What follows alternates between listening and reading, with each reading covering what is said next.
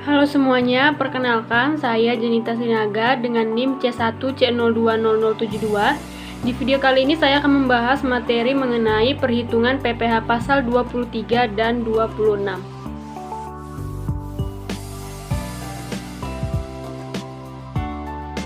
Yang pertama adalah pengertian PPh pasal 23. PPh pasal 23 merupakan pajak yang dikenakan pada penghasilan atas modal, penyerahan jasa, atau hadiah dan penghargaan, selain yang telah dipotong PPh pasal 21.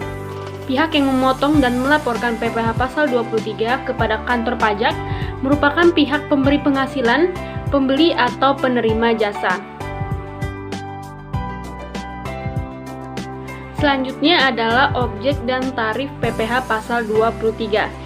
Yang pertama sebesar 15% dari jumlah bruto atas, yaitu dividen dengan nama dan dalam bentuk apapun, termasuk dividen dari perusahaan asuransi kepada pemegang polis dan pembagian sisa hasil usaha koperasi.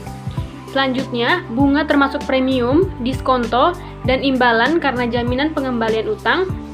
Selanjutnya, royalti.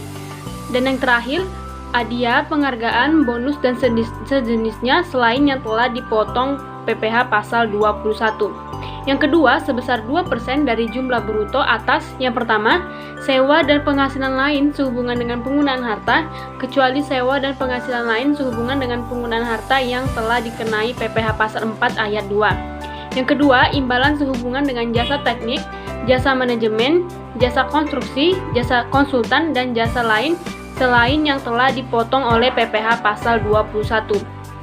Dan yang terakhir, jasa lainnya seperti yang tercantum dalam PMK nomor 141-PMK.03-2015. Jika wajib pajak yang menerima penghasilan tidak memiliki NPWP, besar tarif pajaknya lebih tinggi 100% daripada tarif yang berlaku tersebut.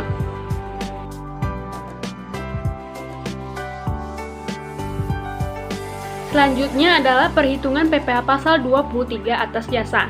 Untuk contohnya, PT Irama meminta jasa dari Pak Budi untuk membuat sistem akuntansi perusahaan dengan imbalan sebesar 80 juta rupiah dan sudah termasuk PPN. Untuk perhitungannya, PPh pasal 23 yang harus dipotong oleh PT Irama adalah 2% dikali 80 juta sama dengan 1.600.000 rupiah.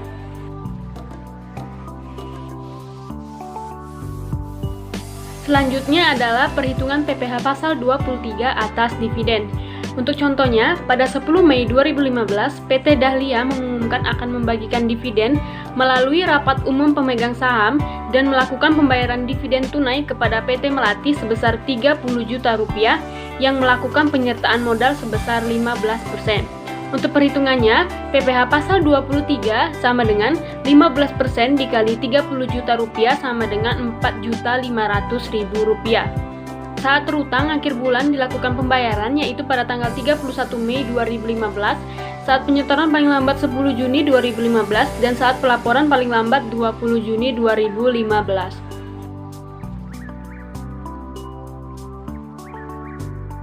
Selanjutnya adalah perhitungan PPh pasal 23 atas royalti. Untuk contohnya, pada 2 Agustus 2014, PT Mawar membayar royalti kepada Tuan Zainuddin sebagai penulis buku sebesar 50 juta rupiah, dan Tuan Zainuddin telah mempunyai NPWP. Untuk perhitungannya, PPh pasal 23 yang harus dipotong oleh PT Mawar adalah 15% dikali 50 juta rupiah sama dengan 7.500.000 rupiah. Saat terutang akhir bulan dilakukan pembayaran, saat pelaporan paling lambat 20 September 2014, yaitu pada tanggal 31 Agustus, dan saat penyetoran paling lambat 10 September 2014.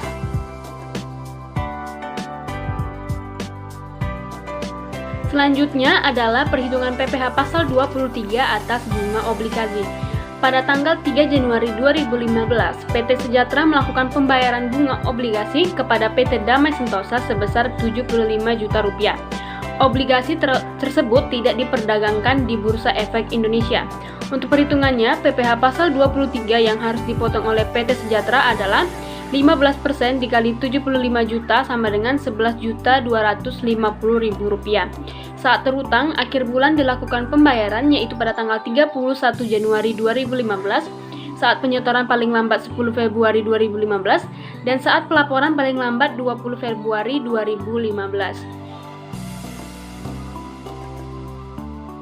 Selanjutnya adalah perhitungan PPh pasal 23 atas hadiah dan penghargaan. Untuk contohnya, pada 20 Maret 2012, PT Abadi memberikan hadiah perlombaan kepada PT Makmur sebagai juara umum lomba senam sehat sebesar 150 juta rupiah. Dan untuk perhitungannya, PPh pasal 23 yang harus dipotong oleh PT Abadi adalah 15% dikali 150 juta rupiah sama dengan 22.500.000 rupiah. Saat terutang, akhir bulan dilakukan pembayaran yaitu pada tanggal 31 Maret 2012, saat penyetoran paling lambat 10 April 2012, dan saat pelaporan paling lambat 20 April 2012.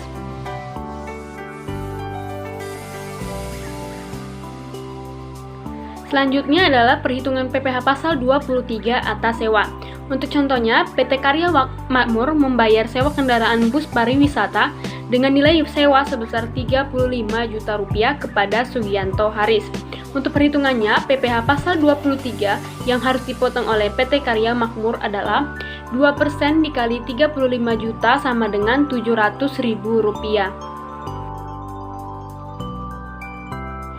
Baik, materi selanjutnya adalah pengertian PPh pasal 26. Pajak penghasilan pasal 26 adalah pajak yang terkait dengan wajib pajak luar negeri atau WPLN.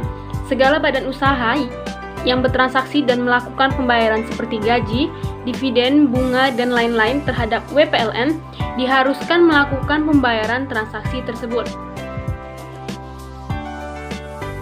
Selanjutnya adalah tarif dan objek pajak PPh pasal 26. Tarif PPh pasal 26 adalah sebesar 20% dan dapat berubah ketika wajib pajak ikut serta dalam persetujuan penghindaran pajak berganda atau P3B atau tax treaty. Tarif PPh pasal 26 sejumlah 20% yang bersifat final berdasar jumlah bruto dari objek PPh pasal 26 berikut ini. Yang pertama dividen, yang kedua bunga tak terkecuali diskonto, premium, insentif berkenaan dengan jaminan bayaran pinjaman, yang ketiga sewa, royalti, serta penghasilan lain berkenaan dengan digunakannya aset. Yang keempat, intensif yang terkait dengan pekerjaan, jasa maupun kegiatan. Yang kelima, hadiah serta penghargaan. Yang keenam, pensiun serta bayaran secara berkala. Yang ketujuh, premi swab maupun terkait transaksi perlindungan lain. Dan yang terakhir, pemerolehan untung dari dihapusnya utang.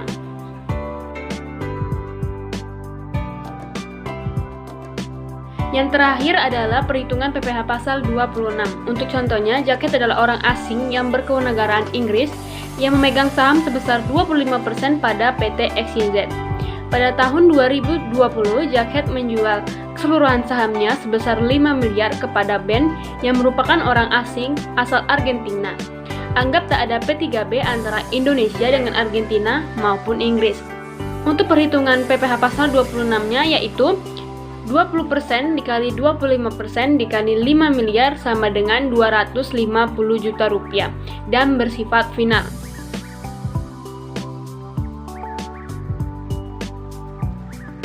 Baik, sekian materi yang bisa saya sampaikan. Mohon maaf apabila ada kekurangan. Terima kasih.